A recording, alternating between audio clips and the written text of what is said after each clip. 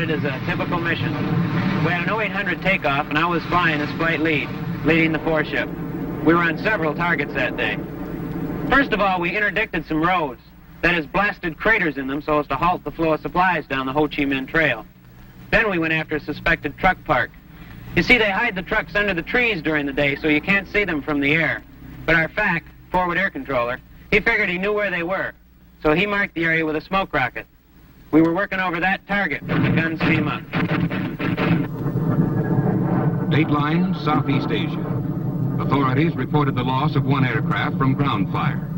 The pilot was rescued by helicopter. In that one line, there's a story.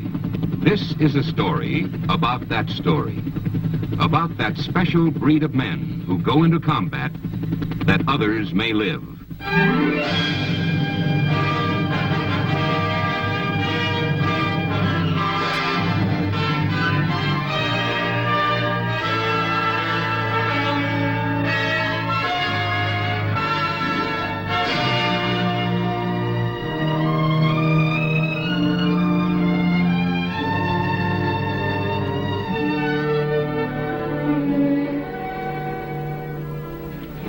It'll be 0445 in 10 seconds. Their day begins early. 5, 4, 3, 2, 1, hack. Lieutenant Moore, I'll give the weather. Well, gentlemen, good morning. The weather this morning in Area A is 4,000 scattered. There's a lot they have to know about their job. Area B, strike missions, broken, weather, 7,000 feet, intelligence. In the area. They wear King Arthurs, carry crewmen known as PJs. They fly Super Jollies or Buffs. They're watched over by Sandys and Spads, nursed by a ship called King. They'll follow a voice into the valleys of hell to pick him up alive. They call them the Jolly Green Giants.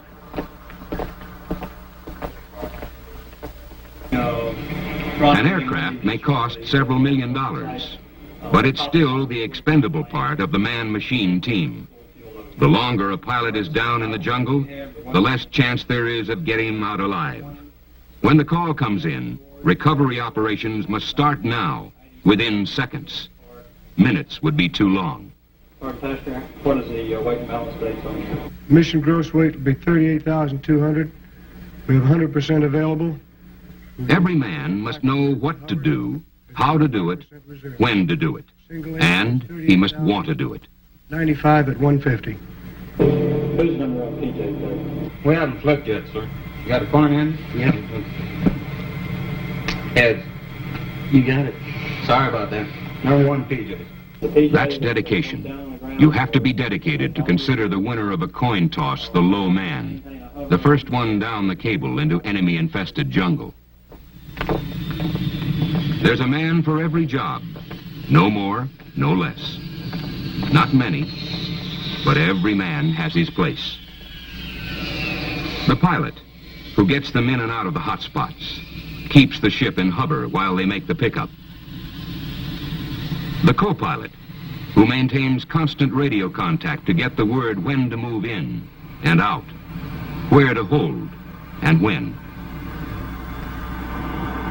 The flight engineer, who operates the hoist to let the penetrator down, brings up the survivors, mans a gun, commands the aircraft during the pickup. The PJs, para-rescue men, both manning guns, both ready to risk their lives on the ground to pick up a disabled pilot, both trained in surgery to make emergency repairs until they can get the survivor back to a hospital.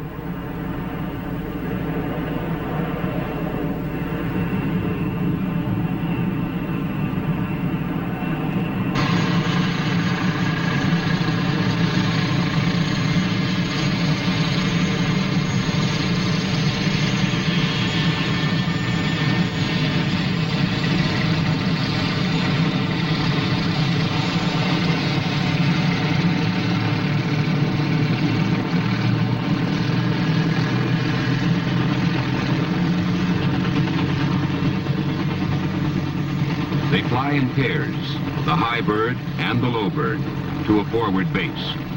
They have to be in reach of trouble when trouble comes. But the Jolly Greens aren't alone in this mission. There's a team behind them, above them, around them. There's King, Air Control for All Search and Rescue, or SAR as they call it. They fly in the area where the strike missions are scheduled. They're a combination watchdog and mother hen. They look and listen for a pilot in trouble. They bring in help when it's needed. They locate the trouble spot, guide and coordinate the recovery team.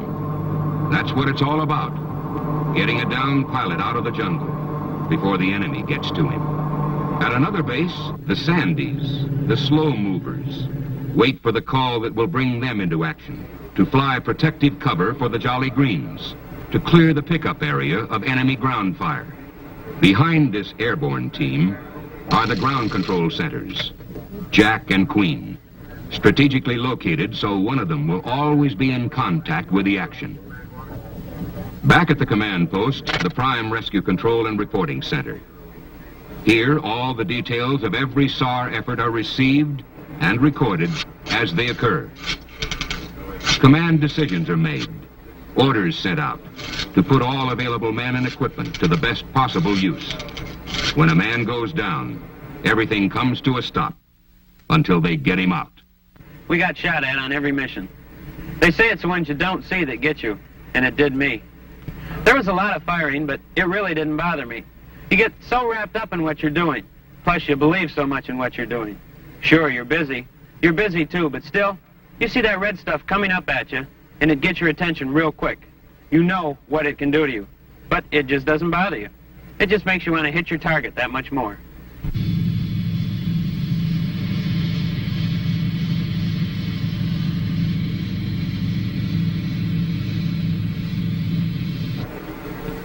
Waiting is the hardest part of all. Sometimes the waiting lasts for days, but no one minds. It means our pilots are getting through, coming back. Then there's always that one time, the reason for their being here. I never actually saw where they were firing from. I could never pinpoint their position. But I went in and made one drop where I figured they were, and then my number 4 man went in. As I pulled off, I was in a position to observe his roll in, so I rolled in behind him to cover him down the chute. He made his drop, and then I hosed off a few rounds of 20 millimeter to keep the enemy heads down as he pulled off. Then as I was pulling off, I didn't see or feel anything. And I was on the radio telling the guys to rejoin so we could go back to our post-strike tanker and get some gas so we could go home. When all of a sudden, the nose of the airplane just started weaving around real funny-like, and I thought, this can't be happening to me. But it was. That's when things begin to happen. Okay, Jim, get it out of burner now. Get it out of burner. Out of burner. Stu, this is Tiger. Do you have him in sight? Roger, I've got him in sight. Okay, babe, you got it. Roger. Call sign, position. Is the disabled aircraft still in the air? Basic information to get the mission started. Roger, 7-1. Could you give us vectors for channel 7 to start off with? We got vectors for 7-1 for channel 7. Roger. Hold down, Jim. Hold it down, leaders, hold it down. The position is plotted. Let's make sure we lock the lead out. King leads to go where the action is. Roger, we're rolling out 218 this time. This is Ethan, 218, in a good heading, range 97 miles. 97 miles, heading to 218. I still had the nose above the horizon, so I locked in the slab and lit the afterburner, and she started climbing. I leveled off around 10,000, and everything seemed reasonably stable, so I nosed her around towards the border in friendly territory. Everything was fine for a while, but then I noticed she was slowing down, rapidly approaching a stall speed. I had to get more speed out of her, so I reached down and punched off all the external stores, the empty wing tanks and things like that. And I don't know what happened, but when that stuff left, the nose just flopped right on over, and she started down. After she stabilized out, I reached down and shook the stick one more time in a last-ditch effort, but nothing happened, so I figured I must have been hitting the hydraulic system and lost all my fluid. Anyway, while she was going down, the guys above me were screaming, get out, so I guess it must have looked pretty bad. I know it sure felt bad inside that cockpit, but I couldn't have gotten out then if I wanted to. When she did nose over, I took a lot of negative G and found myself floating up against the canopy. So even if I could have initiated the ejection sequence, all I would have done is compress my spine and killed myself right then. So I had to stick with her. But when she did stabilize out, I tried to slow her down by getting everything out that I could, dropping the gear, putting out the speed brakes, anything. And once I did that, I reached down and hit the handles and squeezed the triggers, and after that, the sequence was standard. I heard the big rush of wind as the canopy separated, and then I felt a kick in the bottom, and up I went. Okay, how close to the deer? He's at least 20 miles from the border. Okay. When I went out, I felt some flailing, and when I saw that open chute, I was really happy. The first thing I thought about was the landing, a parachute landing fall. So I reached down and attempted to deploy my seat kit containing my life raft and all that stuff, but I just didn't have the strength in my right arm to pull the handle. So I figured the next best thing would be to get in position for the fall with the hands on the risers and my legs together and my knees slightly bent.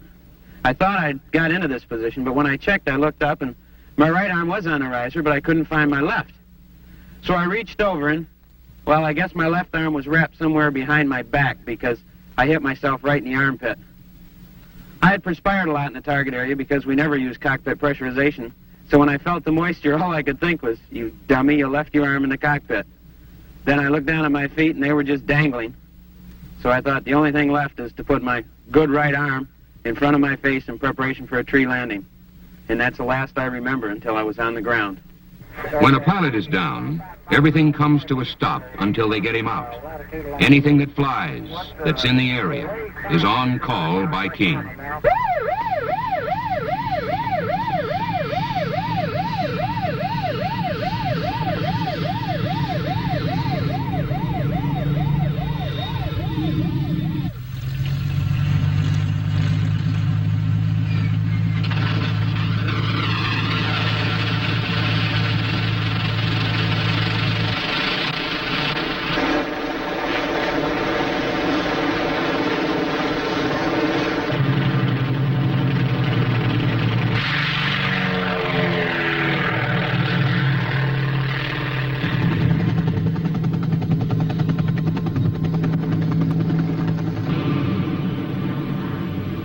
SAM and flak spots are plotted. Safe routes and holding areas are marked, relayed to the Sandies and Jolly Greens. Could you give me the elevation of the area and the temperature down the valley, please, sir? I don't have the temperature, but the elevation is going to be around 2,500 feet or something like that. I understand, 2,500. Thank you very much. Who's on Sandy 1 and 2 request vectors? Sandy 1 and 2 to get squawk mode 3, 1. I got flying up there. 430 Jolly Green 71. Is the man come up, beeper voice yet? Negative. I understand. When I came to on the ground, the first thing I heard was my wingmen flying overhead. I listened for other noises for a while and then got out my survival radio and started talking to my number 2 man. Actually, all my wingmen stayed with me practically the whole time I was on the ground. They did have to make a run back to a tanker for gas, but they even staggered that so that I wasn't alone very long. My number 2 man even came down and made some low passes and shot some film in case they couldn't get me out that day. Then he told me he was scared. He told me I'd landed in a valley between 2 ridges, and that about 1.5 miles away there was a village. That means a road, and that's where Charlie is. Roger, let's let Sandy come in and take a look, please. Raj. The Sandies come in for a quick look at the pickup area. The Jolly Greens hold back and orbit in a safe area. The Sandies drag the area to draw Charlie's fire, spot his guns, hose down anything that looks hostile. Charlie has a habit of hiding when he knows a pilot is down. He holds back until the chopper is in hover, the cable down. Then he opens up. You have me in the sight, choppers. Roger, have you in sight. Okay, the parachute is directly off my left wing. Circling very tightly around it. Jolly Green 71, as you say, Kingfish 1 is on.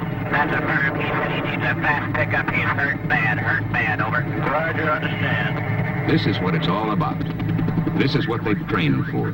Months, years, made dry runs, gone through proficiency evaluations, honed the edges sharp so they could cut the mustard when the chips were down. I was unconscious on and off. I thought my left arm was missing and my legs just wouldn't do what I wanted them to. Then, when I hit, I landed on this bamboo and was sort of impaled on the young shoots. But it wasn't too bad because my head was elevated a little bit and so were my feet. So I think this helped me keep conscious. So I just laid right there.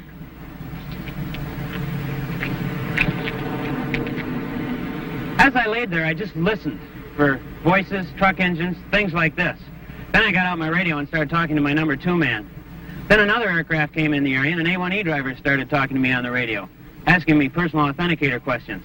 You see, when a pilot's captured, Charlie will sometimes use his radio to draw in the rescue forces and shoot them down. So they have these questions that only you can know the answer to. Well, I gave him all the answers, plus some of the questions, my name, rank, serial number, anything I could think of. And he came back sort of chuckling and said, "Don't sweat it, babes, we're going to get you out." And that really gave me a good boost, just to hear that, to know that you're not alone out there. First one, this is Firefly. We have you located. We have you located. The helicopter is on the way in. Charlie 71, Connor. Press that one. Right, you hovering over the survivor now? Negative, we're coming in left down. We're coming in now. Okay. Let me know when the PJs are in. Kingfish 1, this is Firefly 42. We have your parachute in sight. We have you in sight. The helicopter is close by. Kingfish 1, what's your position to your chute? Kingfish is in his chute. He says he's got both legs broken, so he hasn't moved around any. Roger.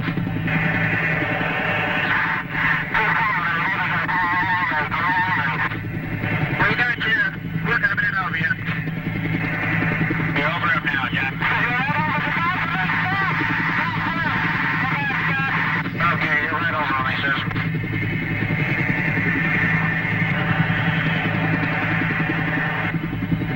PJ's going out the door now, Jack. Roger.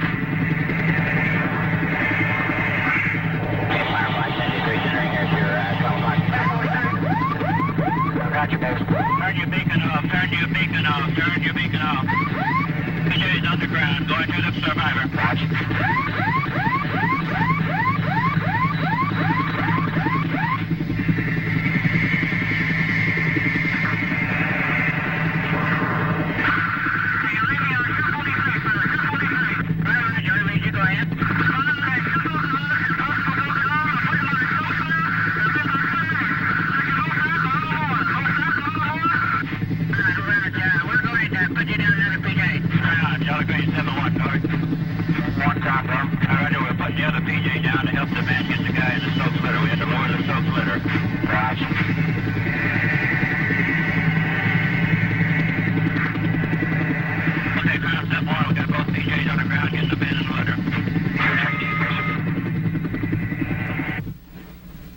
It's funny, but I really don't remember much pain on the ground or anywhere. The only bad thing was that when I went out, my visor shattered and I cut up my face. Then when I hit, I landed either on or near an anthill, and those little rascals got in every cut, plus in my nose and my mouth and my eyes and just everywhere. But that's the only real discomfort I had. Well, except when the chopper came, because I was still in my chute, and I was still impaled on that bamboo. Then the downwash of the chopper caught my chute and started to drag me. I'm sort of embarrassed to talk about it now, but I really let out a yell. I just couldn't help myself. They told me later that that was why it took them 15 minutes from the time they got there till the time they got me out. They had to back off and lower one PJ, and then he had to hack his way into me and get me ready for a pickup. Then they had to come back in and lower another PJ with a litter. Then the two of them had to pick me up off the bamboo and put me in the litter, and then they had to make the pickup. But I must have passed out because I don't remember that at all. The one thing I do remember, though, is that big smiling face coming at me with that M16 rifle. I just knew it had to be one of ours. From there on, I just dropped my radio and said, "Get me out of here."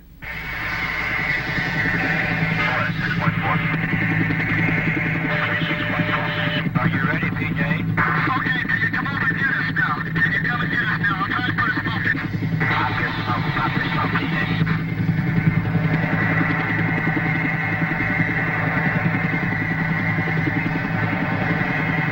Survivor now. Roger. Okay. Please, anything you would like to say from here on?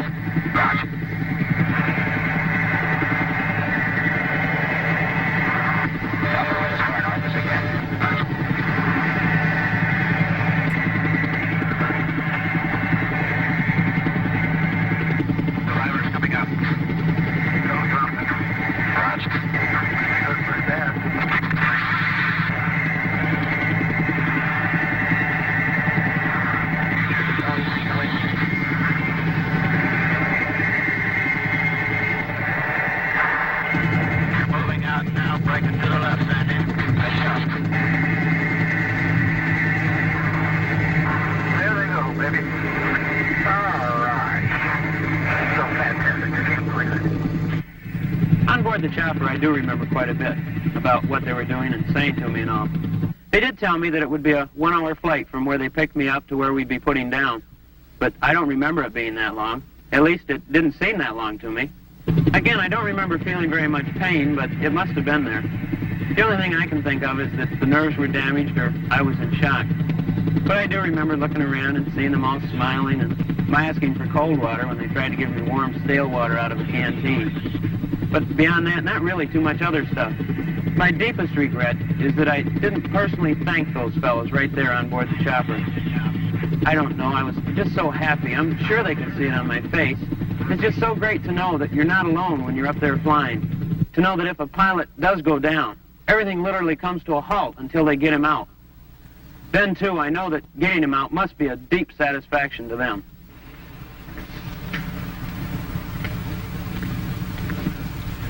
I'm out of the Air Force now, back in school. I'm fine, too. Except, well, I can't quite straighten out my left arm all the way. It was broken in 7 places, and I dislocated both my knees, causing me to have to wear braces on them for a short while. But recently, I did get rid of the left brace, and so even though I will have to wear the right brace for the rest of my life, I think it's a pretty small price to pay, considering where I could be now. I attribute my good condition to the great care they took of me. 12 hours after I was picked up, I had been thoroughly checked over at one hospital and was on my way to another in the Philippines. The very next morning, I was in surgery. Then, when I'd recovered sufficiently from that, they sent me to a special orthopedic hospital at Wright-Patterson for all kinds of physical therapy. They gave me a 90% disability, but you would know it to look at me now. I'm out on temporary retirement until my condition clears up as best it can. I go back in for reevaluation every 18 months.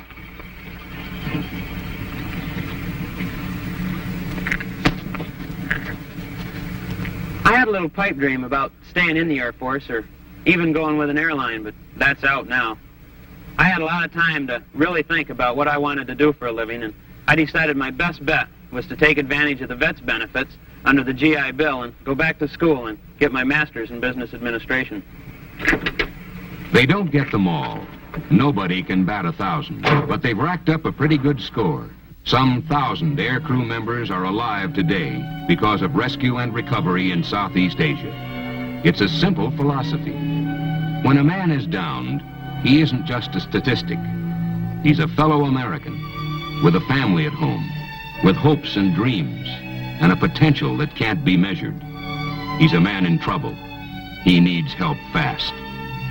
One air rescue pilot summed it up for all air rescue men when he said, "There's nothing in the world like the feeling you get when you've saved someone's life, when you've had a part in bringing that help that others may live."